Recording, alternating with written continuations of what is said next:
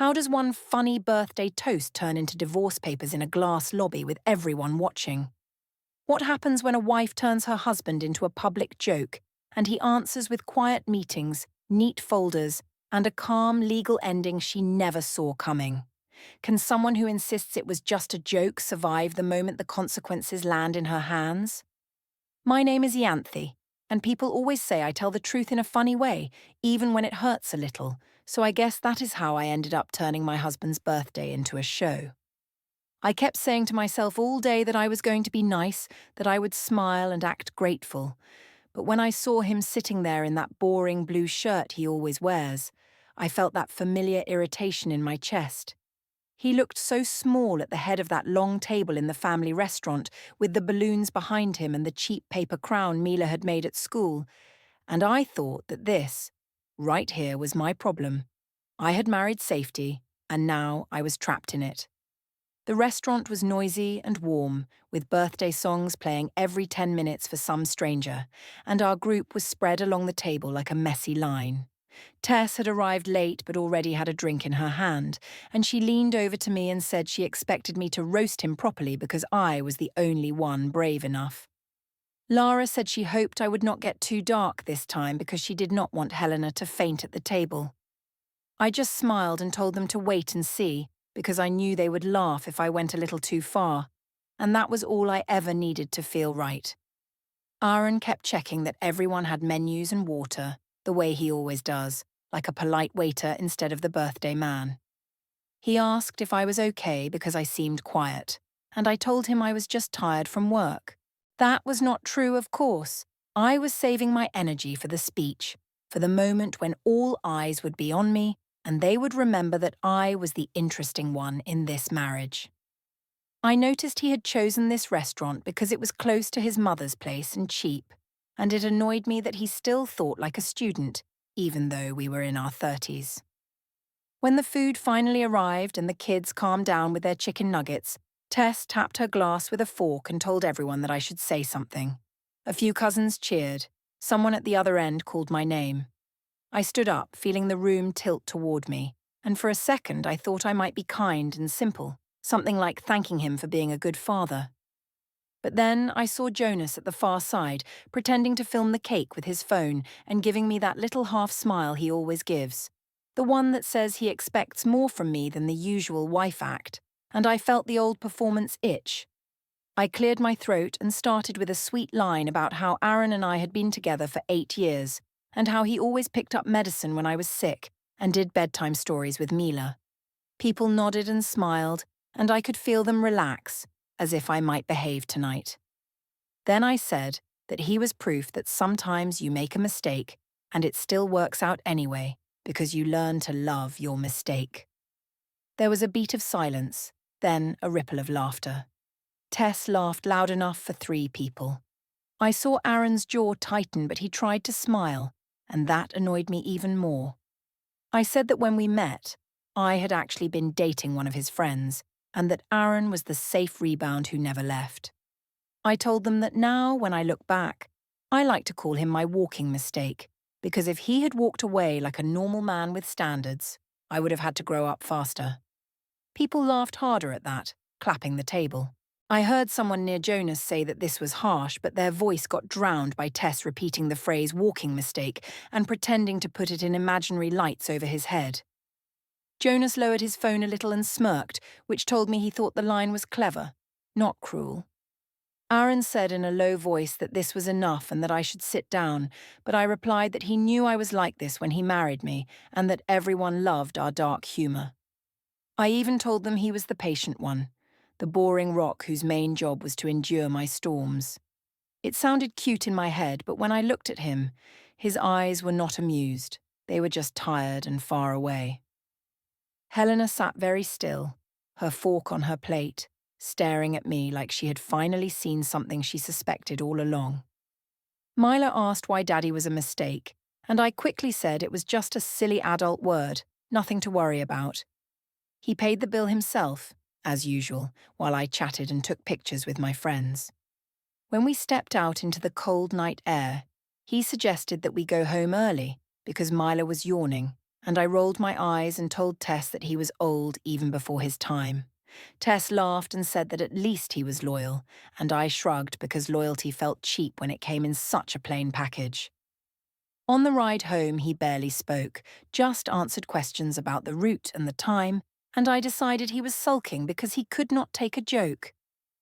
Back at the apartment, I went straight to the kitchen and poured myself a glass of wine while he carried Mila to her room. The place smelled like leftover takeout and cheap vanilla candle, and I suddenly hated everything about it.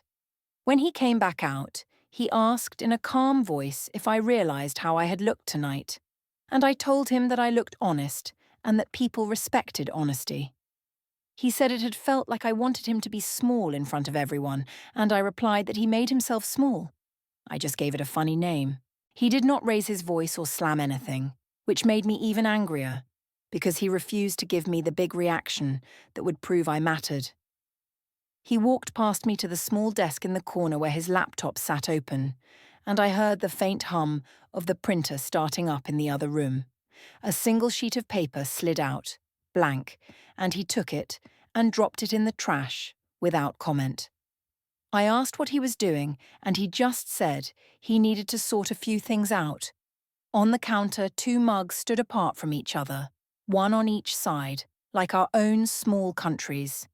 His phone, lying next to his wallet, lit up with a calendar reminder I had not seen before, something about a meeting the next morning. He did not come to our bed that night. Instead, I heard the soft creak of the guest room door, and the mattress springs there gave a small sigh as he lay down. I told myself he was being dramatic, that by tomorrow he would apologize for overreacting, and that everything would go back to normal once he realized I still chose him every day, even if I teased. I did not go after him. I finished my wine and scrolled through the birthday photos, liking the comments about my sense of humor and ignoring the few that said the joke was a bit cruel. Aaron's phone screen flashed a new calendar alert. Harbour Plaza, 10:10 a.m., meeting personal, just as the guest room door latch clicked softly shut. The next morning after the birthday dinner, he left early for that Harbour Plaza meeting and came back different in a way that annoyed me. He was quieter, but not the pathetic, begging kind of quiet I was used to. It was a steady, distant calm. When I tried to start a fight about how he had slept in the guest room, he just listened and said he had a busy day. He did not try to hug me or fix my mood, and I remember thinking he was learning some strange new tactic from a podcast or something. At work, I decided to reset my own narrative. I walked into the open plan office with full makeup, a new blouse, and that fake casual smile people love online. My co-workers were already watching something on a phone at one of the desks, and I heard my own voice before I even saw the screen. It was the birthday toast video from the restaurant, the one where I called Aaron my walking mistake. Someone had saved it from my story and shared it in the team chat while I was on the train. They asked if it was really me, and I said of course it was, because I did not want to look scared. I explained that Aaron knew I was like this, that we joked like that all the time, and that if he could not handle it, he would not still be around after 8 years. One of the girls said it sounded kind of brutal, but she smiled while she said it, so I took that as approval. Another guy said it was refreshing to see a couple that did not pretend to be perfect, and that went straight to my head. Later that morning, after a boring meeting, my team lead walked past my desk with a tight little smile. He asked if we could have a quick word about office reputation, in that soft tone people use when they are talking about trouble but pretending it is not trouble yet. In the small glass meeting room, he said he had seen clips of the video and that some people thought it looked unkind, and he just wanted to check that everything at home was fine. I told him it was just our style of humor, that Aaron was shy and looked hurt when he was actually loving it inside. I smiled the whole time and said sometimes shy men need a louder partner to speak for them. He nodded, but he did not look convinced, and that bothered me much more than his words. I hate when people act like they are worried about you, but are really judging you. When I got back to my desk, I checked my phone and saw that my story still had a lot of laughing reactions. Tess had commented that I was savage but honest, and Lara had added a row of nervous emojis. I focused on the laughing faces and told myself I was just too sharp for some people. During my lunch break, I saw a new notification on our shared digital calendar because his phone was still linked to my view. There was an entry for that afternoon, Willow Street, 3:45 p.m, meeting, personal. I rolled my eyes because Aaron always pretended he had no time for himself, but now he suddenly had these mysterious personal meetings. I told myself it was probably about some boring insurance thing or maybe therapy, which I thought could be good because then someone else could listen to him instead of me. That evening when I came home, he was already there, sitting at the small table with a neat stack of mail. Usually he left the envelopes in a messy pile, and we opened them when we felt like it, but now he had them sorted into groups. He said nothing about my day, just asked if I had any receipts from last month, and if I could send him the login to one of the apps we used for bills. I told him he sounded like a bank clerk, and that this was not romantic at all. He replied that he just wanted things to be clear from now on, so there would be no confusion later. I noticed he had moved his wallet and keys from the bowl by the door to the top drawer of the little desk. It was such a small thing, but it made me feel shut out. When I reached for one of the envelopes, he gently took it back and said he would handle it. There was a new folder on the shelf with a label that said household, thicker than our normal bills, and that label annoyed me too. It felt like he was building a world inside the same apartment where I did not have the main role anymore. I went to change and checked my phone. Jonas had sent a message about drinks on the rooftop bar after work the next day, saying he was still thinking about my brutal toast and that I was dangerous in the best way. I smiled at that because it sounded like something a movie character would say, and I liked seeing myself that way. I told myself that someone like me needed attention from someone who understood her edge, not just quiet comfort from a man who folded socks and sorted mail. The next night at the rooftop bar, the air was cool and the city lights were sharp. Tess and Lara came, and of course Jonas did too, with that easy confidence that fills empty spaces. They asked how Aaron had taken the joke after the dinner, and I told them he was sulking and sleeping in the guest room. Tess said he should be grateful a woman like me even remembered his birthday, and Jonas laughed, saying that if a woman called him her walking mistake, he would know he had made an unforgettable impression. I pretended to complain about Aaron's new coldness, but I loved how the group made me feel important. Later, when Lara went to the bathroom and Tess took a call, Jonas and I stood near the edge, a little away from the noise. He said I deserved someone who did not make me feel like a bully just because I had a sharp tongue. I told him Aaron was acting like a victim now and making me look like the bad guy, and Jonas hummed like he agreed. He moved a little closer, and when he touched my arm, I did not pull away. I let myself enjoy the feeling that I still had options. When I finally got home, the apartment felt strangely orderly. Bills were stacked, the sink was empty. Mila's school bag was lined up with her shoes. Aaron was in the guest room reading, and he only looked up long enough to ask what time I needed the car the next day. There was a muted email notification on his laptop, and I saw for a second a spreadsheet with rows of dates before he closed it. I wanted to accuse him of being controlling, but I stopped because his calm eyes made me feel like I was the one being reckless and loud. I went to the kitchen, opened my phone, and checked my notifications again. A new group tag had appeared under the birthday toast video at the same moment my team lead's message popped up, asking for a quick word about how things are looking online tomorrow. By the time the weekend came, the video of my toast felt bigger than the birthday itself. People kept reacting to it in little ways. A girl from Mila's class waved to me at the park and said her mom had called me brave, which I decided was a compliment. The park was busy that Saturday, full of kids squealing and parents pretending to relax on benches. I had taken Mila there alone at first, but Aaron showed up a bit later, holding a coffee and smiling at our daughter in that gentle way that sometimes made me feel invisible. He asked how long we planned to stay, and I said we might stay all morning if I felt like it. He just nodded and said he had time, then went to push Mila on the swing. I sat with two other mums I knew a little, and they brought up the video right away. One of them said she had watched it 3 times because she could not decide if it was funny or cruel. I laughed and said that meant it was good content.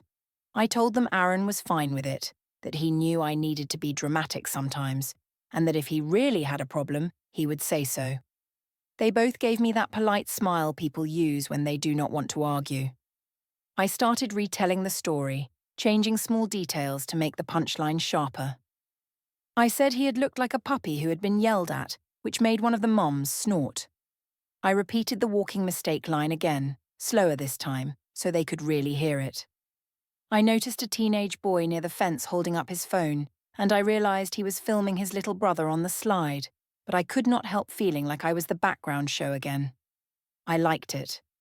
Myla jumped off the swing and ran over to us. She frowned and asked if I was calling Daddy a mistake again. I laughed and told her it was just a nickname, like when she called her stuffed bear Grumpy, and that Daddy understood.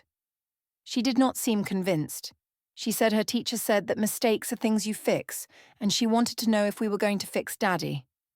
The other mums went quiet. I felt a pinch in my chest, but I pushed it away. I told her not to worry and sent her back to the slide. When it was time to leave, Aaron called Mila over and wiped dirt from her knees.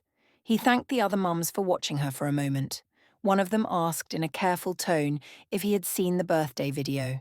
He said yes, and that he did not enjoy it, but that it had been useful in some ways. That last part caught my attention, and I asked what he meant. He said only that sometimes you need a clear record to understand where you stand. I rolled my eyes and told him he sounded like a therapist. He buckled Mila into the car and said we could talk later if I really wanted to, but only if I was ready to listen. On Sunday, we went to the supermarket, and I was still irritated by his calm. I loaded the cart with nicer things than usual, fancy snacks and wine, because I felt like I deserved something extra after such a rough week. At the checkout, I handed over our joint card without thinking. The clerk ran it and then gave me an apologetic smile. The payment had been declined. I felt heat rush to my face. The line behind us started to stretch and someone sighed. I called Aaron right away and asked what he had done. He said he had moved some money into a separate account so that rent, school and Mila's things were covered without surprise. He said quietly that I sometimes forgot due dates and that this way there would be fewer shocks. I accused him of punishing me and treating me like a child. He said it was not punishment, just organization. He offered to transfer enough to cover the cart this time. I told the clerk to try again, and it worked after a long second. People were watching, which made me hate him even more in that moment. When we got home, I went straight to the small desk drawer to grab the payslips I knew he kept there. The drawer stuck for a second, and when it opened, everything inside was too neat. There were 3 binders, labelled Home, Auto, and Bank, with little coloured tabs. On the shelf above was that thicker household folder again. His laptop was open on the desk, showing a spreadsheet with columns marked only by initials and dates. Before I could read more, he walked in and closed it with one hand, saying he needed to finish something later. I snapped that he was turning into a control freak and that he was making me look bad with money. He replied in a calm voice that nobody needed help to make me look bad. I was doing a good enough job on my own. That line cut more than I wanted to admit. I said he was acting like a stranger. He said he had spent a long time acting like a doormat, and maybe that had been the real mistake. Then he went to mark something on the wall planner next to the fridge. I saw the new note there, Civic Centre 8:20 a.m., meeting personal, circled in red. I asked if he was joining some kind of club or what. He said it was nothing I needed to worry about. He added a small sticky note under it that said, "Bring forms," then turned away. Later that night, when I went to grab a snack, I heard a soft hum from the shredder in the office and the faint beep of his phone. When I peeked around the door, I caught a glimpse of a message thread titled Follow Up before he locked the screen. That weekend, I also met Jonas in the parking garage under my office. I told myself it was just a quick chat, nothing serious. The concrete echoed our footsteps, and the air smelled like oil. We sat in his car and I told him about the card being declined and the new folders and meetings. I said Aaron was suddenly acting like a bank manager instead of a husband. Jonas said it sounded suffocating and joked that I was being audited for having a personality. I laughed and let my knee touch his, enjoying the way he looked at me like I was the only bright thing in that grey place. When I got home from that, Aaron was on the floor building a small block tower with Mila. He did not ask where I had been. He only checked the time and said he would be taking Mila to his mother's the next day for a few hours. When I started to complain that he had not asked me first, he calmly replied that he did not need permission to spend time with his own daughter and that I was free to use the time however I liked. His phone lay on the table face down but close to his hand. By the middle of the next week, it felt like everyone had an opinion about my marriage except me. Tess said I was a legend. Lara said I was playing with fire. My manager said I needed to think about my image. Aaron, meanwhile, just moved around the apartment like a quiet shadow, stacking papers and washing dishes as if he were preparing for some neat, boring war. I kept telling myself he was overreacting and that he would come back to normal soon. But each day he seemed further away. One afternoon, Tess dragged me to the gym with her because she said I was getting tense and needed to sweat it out. After our class, we sat in the locker room on the long bench, damp hair twisted up, surrounded by the echo of showers and metal doors. Tess asked if Aaron was still in the guest room, and I told her yes, like a sulky teenager. I added that he had split money, created folders, and started going to mysterious meetings. Tess gave a low whistle and said it sounded like divorce prep, then laughed as if it was a joke. I snorted and said Aaron would never leave, that he was too attached and too soft. I told them about the Civic Centre meeting and how he had circled it on the wall planner like some important mission. Lara, who had been quiet, asked in a slow voice if I was sure he was the one being dramatic. She said that from the outside, the video and the way I talked about him sounded harsh, and if he started telling his side, people might see things differently. I told her she was taking him too seriously and that I was just being honest and funny. They asked about Jonas, and I tried to make it sound light. I said Jonas understood my energy and that it was nice to feel wanted when my own husband acted like a cold clerk. Tess grinned and told me to be careful not to get caught. Lara frowned and said Jonas would vanish the moment things got real. I shrugged and said that if Aaron did not want to be treated like a joke, he should stop acting like one. It sounded sharper out loud than it had in my head, but I kept talking over the feeling. The next big thing was Mila's school art night at the community centre hall. The place smelled like paint and glue, and the walls were covered with crooked drawings and glitter stars. Parents stood around holding cups of weak juice, pretending to admire everything. I arrived first with Mila, who was excited to show her family portrait drawing. It was a picture of the three of us holding hands, except Aaron was drawn a little smaller, which made me laugh in a bitter way. Aaron arrived a bit later with Helena. He kissed Mila's hair and said hello to me in a neutral tone, like I was a neighbour. Helena's greeting was polite but cold. She asked if things had calmed down after the birthday, and I said yes, acting surprised that she even brought it up. She said quietly that she had watched the video again and thought it was worse the second time. I told her our generation handled humour differently, and that Aaron knew that when he married me. She pressed her lips together and walked away. At some point, a teacher asked if any parent wanted to say a few words on the small stage about supporting creativity at home. Tess, who had come to support, pointed at me and shouted that I should go up because I was the natural speaker. I loved the attention, so I grabbed the microphone and made a little speech about letting kids be themselves. Then, because I could not stop myself, I joked that even my walking mistake of a husband had made it here on time, and that showed anything was possible. There was a small wave of nervous laughter, but a lot of people just stared. I saw one dad shift uncomfortably and Helena close her eyes for a second. Aaron stood near the back holding Mila's coat, his face calm and empty. Mila looked up at me with wide eyes and tugged on Helena's sleeve. Later, when I stepped off the stage, Mila came to me with her drawing and asked if I thought Daddy ruined the picture because maybe he was the mistake. The words hit me like cold water. I forced a laugh and told her again that it was just a silly adult word, that Daddy knew I loved him, and she should not think about it. Her mouth trembled anyway, and she turned to Aaron, who bent down, listened, and hugged her. I saw Helena's face tighten as she watched us, and for the first time I felt something like a crack in the air around our little group. In the hallway outside the hall, Helena asked if she could talk to me alone. She said quietly that she had tried to give me time to grow up, but this was enough. She said I was not just mocking her son now, I was confusing her granddaughter, and that was not something she would ignore. I said she was exaggerating and that Mila was fine. Helena replied that what I called jokes felt like cruelty from where she stood. She added that if Aaron made decisions to protect himself and Mila, the family would support him. I snapped back that she had never liked me, that she always wanted Aaron with a safe little church girl who baked cookies. Helena said nothing to that. She just looked tired and sad, which somehow felt worse than anger. Aaron appeared at the end of the hallway with Mila's coat and said they were going home.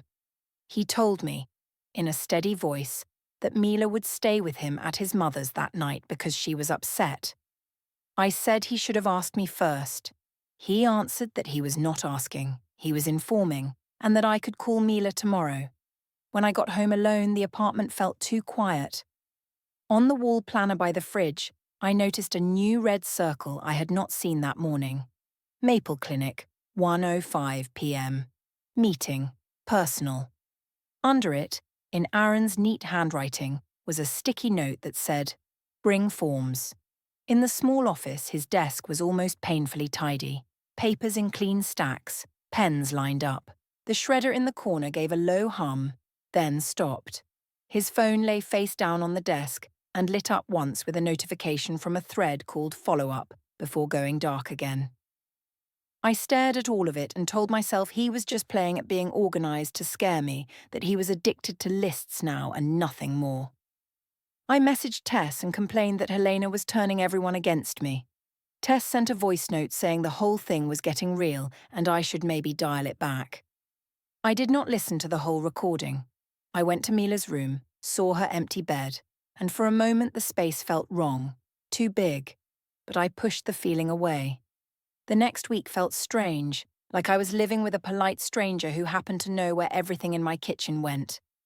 Aaron and Mila were still staying some nights at Helena's, and when they were gone the apartment felt bigger and colder, but I told myself I liked the extra space. When they were home, he moved around me with a calm that did not match the drama I kept trying to create. He woke up early, packed Mila's lunch, and left detailed notes on the fridge about pickup times and after-school clubs, as if we were divorced parents already and not a married couple in a rough patch.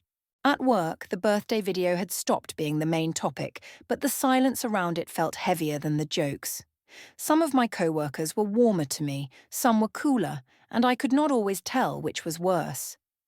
Jonas still sent the occasional message, but they were shorter now, lighter, as if he wanted to keep distance between my chaos and his own life. I hated that too. It felt like everyone had decided I was too much and Aaron was some kind of saint for putting up with me. The school pickup line became a place where I watched our life split in real time. One afternoon, I arrived a bit late, lipstick smudged from a rushed coffee, and saw Aaron already standing by the school door with Mila, her backpack zipped and her hair neatly brushed. He told me he had already signed the form for her next activity and that he would handle drop-off on Tuesdays and Thursdays from now on. I tried to argue that he was cutting me out, but he answered that he was just giving Mila stability and giving me free time, which most people would be happy to have.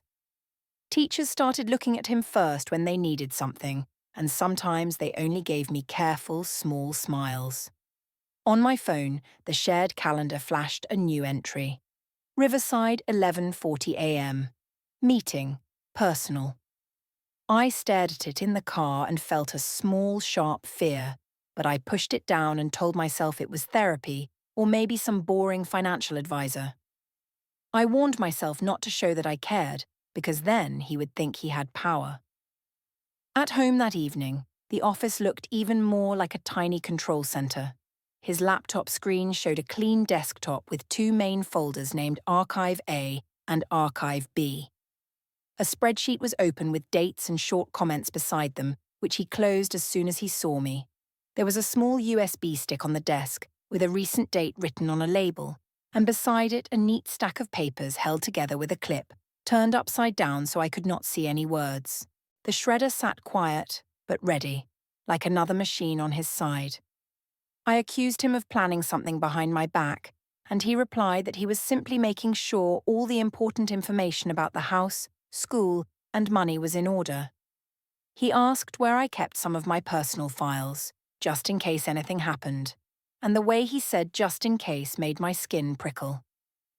I said he was acting like someone who already had one foot out the door.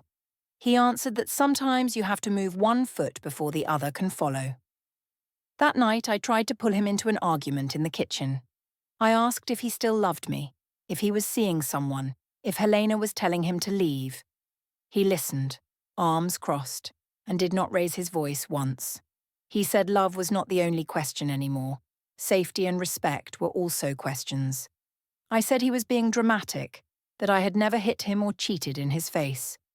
He looked at me in that steady way and said I should be very careful about what I claimed I had not done. We circled each other like that for days, me throwing words like knives, him answering with schedule notes and calm sentences. He started speaking in practical blocks. What time Mila needed to be somewhere, when the bills would be paid, how long Helena would keep her on Saturdays. He stopped saying we or us and used my name and his name more, which sounded colder, like two separate lines on a form. On his phone, I saw an alarm label flash once, paper drop, which he silenced quickly before slipping the phone into his pocket. The last clear moment before everything shifted was in the kitchen. I had come home late from drinks with Tess, still buzzing with half-hearted encouragement and nervous warnings from her. Aaron was at the table with a mug of tea, a notepad, and his phone face down beside it. I started another speech about how he was ruining things by acting frozen, that people at school were starting to think he was the only responsible one, that he was making me look like the villain.